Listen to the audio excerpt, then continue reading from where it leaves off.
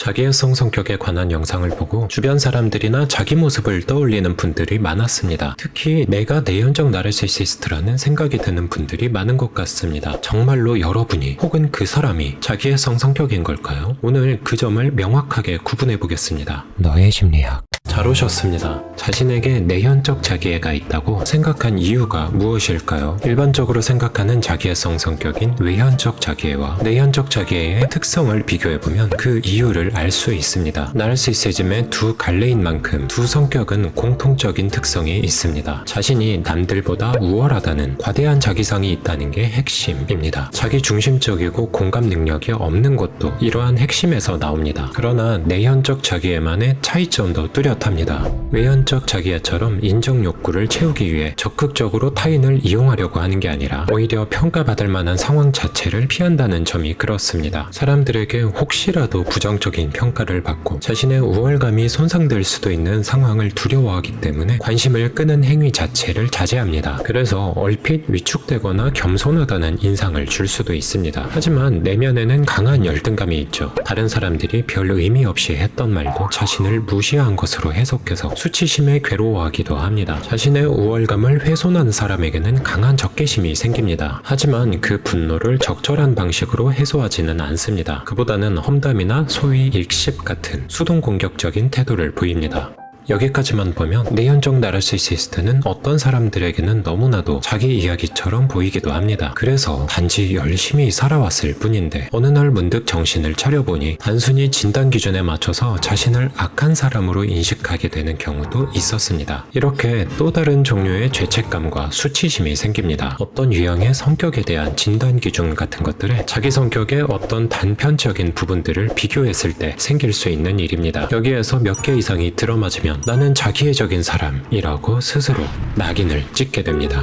그럼 이제 관점을 넓혀서 다시 생각해 보겠습니다. 나만 이상한 사람인가요? 사실 내현적 자기애의 특징들은 아주 많은 사람들이 가지고 있는 보편적인 성격 특성들입니다. 예를 들어서 인간관계를 하면서 수동 공격적인 태도를 한 번도 해보지 않은 사람이 이 세상에 있을까요? 위축되고 작아지는 감정을 이 세상에 느껴보지 않은 사람이 있을까요? 누군가가 무시하는 것 같아서 화가 나는 것도, 열등감이 느껴지는 것도 정도의 차이는 있어도 우리 마음속에 항상 존재할 수 있는 그런 감정들입니다. 그렇다면 우리 모두가 내현적 나르시시스트인가요? 이에 대한 해답을 풀어가기 위해서 이쯤에서 자기애에 관한 정말 근본적인 질문을 한번 해보겠습니다. 자기애가 있다는 건 안 좋은 건가요? 전 자신 있게 말씀드릴 수 있습니다. 아니요, 자기애 자체는 나쁜 게 아닙니다. 흔히 자기애는 거울 속의 자기 모습과 사랑에 빠지는 자기 도취적 상태로 인식되기도 합니다. 하지만 근본적으로는 자존감과도 비슷합니다. 누구에게나 필수적으로 필요한 것입니다. 그러나 자존감이 높은 사람과 자기애성 성격의 자기애는 아주 큰 차이가 있습니다. 비교해 보겠습니다. 예를 들어서 자존감이 높은 사람들은 자신의 강점뿐만이 아니라 취약한 부분까지도 어느 정도는 자신의 일부로 받아들입니다. 나를 사랑해야 한다고 억지로 노력하는 것보다는 이게 자존감입니다. 그래서 자신의 단점을 감추기 위해 억지로 과장하거나 포장하지 않습니다. 물론 부러움을 모르는 사람이라는 의미는 아닙니다. 열등감도 당연히 생길 수 있습니다. 하지만 완벽할 수는 없다는 것을 받아들이고 주어진 환경 내에서 그런 대로 만족하려고 합니다. 그런데 자기애성 성격은 자신의 취약한 부분을 받아들일 수 없습니다. 그런 의미에서 모순적으로 보일 수 있지만 자기애가 오히려 결핍되어 있습니다. 자신의 취약한 부분이 자극될 때마다 극심한 열등감을 느낍니다. 그래도 난 그럭저럭 괜찮은 사람이지 라는 자기 위안이 불가능합니다. 심지어 자기 혐오에 빠집니다. 세상이 우울하지 않을 수 없겠죠. 자기애성 성격은 이렇게 쓸모없는 자기 모습과 우울한 현실을 결코 인정하고 싶지 않습니다. 그래서 자신도 인식할 수 없는 마음속 매우 깊은 곳에 자기 혐오감을 가둬둡니다. 이러한 심리적 방어 기제를 부정이라고 합니다. 이런 못난 모습은 내가 아니야, 난 우울하지 않아 이처럼 자신에게 분명히 존재하는 모습을 마치 없는 것처럼 대하는 심리적인 태도를 의미합니다. 자신의 모습을 부정한 그 자리는 비어있는 공간이 생기게 되는데요. 이 공간은 다른 무언가로 대신 채워지게 됩니다. 그게 바로 자신이 특별하다는 환상입니다. 난 당신들하고는 달라. 네가 감히 니까지 꽤? 니들처럼 평범한 사람들이 날 이해할 수 있을 리가 없지. 이것을 심리학 용어로는 과대성이라고 표현합니다. 다른 말로는 자아가 팽창되었다 라고도 합니다. 이러한 환상 없이는 열등감이 가득한 자기 모습 자체를 견디기 어렵습니다. 자신의 내면을 부정하고 싶은 만큼이나 겉으로는 과대하게 포장합니다. 이 모든 내적인 과정은 자신의 취약한 부분도 나의 일부로 인정할 만큼 자기애와 자존감이 있는가에서 시작되었습니다. 이런 의미에서 자기애성 성격은 자기애가 부족합니다. 하지만 과장되어 있는 가짜 자기애가 강합니다. 이 가짜 자기애가 지배하고 있는 성격 구조를 우리는 나르시시즘이라고 부릅니다.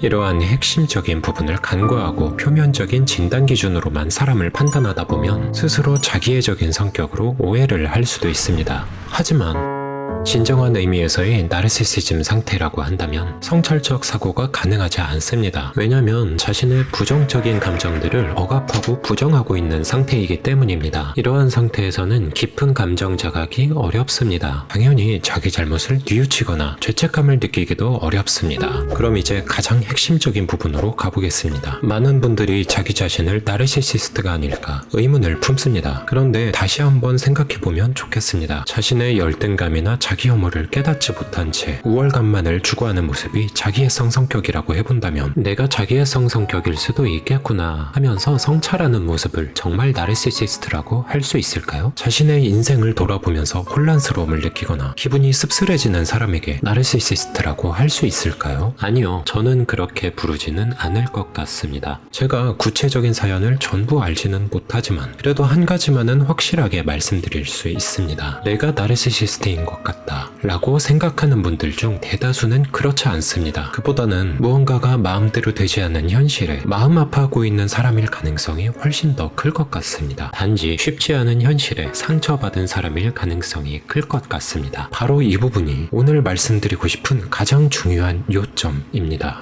이러한 성향이 바뀔 수 있을지 궁금해하시는 분들도 많았습니다. 이게 스스로 궁금해졌다면 사실 이미 변화는 시작되었다고 생각합니다. 좀 더 구체적으로 방향을 제시해 본다면요. 자신의 감정을 부정하지 않고 불완전한 부분도 직면하고 받아들일 수 있는 마음의 준비를 해나가는 것입니다. 그렇다면 충분히 변화도 가능합니다. 마지막으로 이렇게 말씀드리고 싶습니다. 열등감과 수치심 자체가 내연적 나르시시스트라는 걸 의미하는 건 아닙니다. 다만 이 열등감의 정체가 무엇인지, 어디서부터 시작됐는지, 내가 잘할 수 있는 게 무엇인지, 상대적으로 잘할 수 없는 건 무엇인지 탐색해가면서 조금은 더 만족스러운 삶을 살 수 있게 되길 바라는 마음입니다. 이건 좀 더 긴 이야기가 될 수도 있으니까 다른 영상에서 다시 한번 다뤄보겠습니다. 지금까지 너의 심리학이었습니다. 끝까지 봐주셔서 감사합니다. 다음 시간에 또 뵙겠습니다.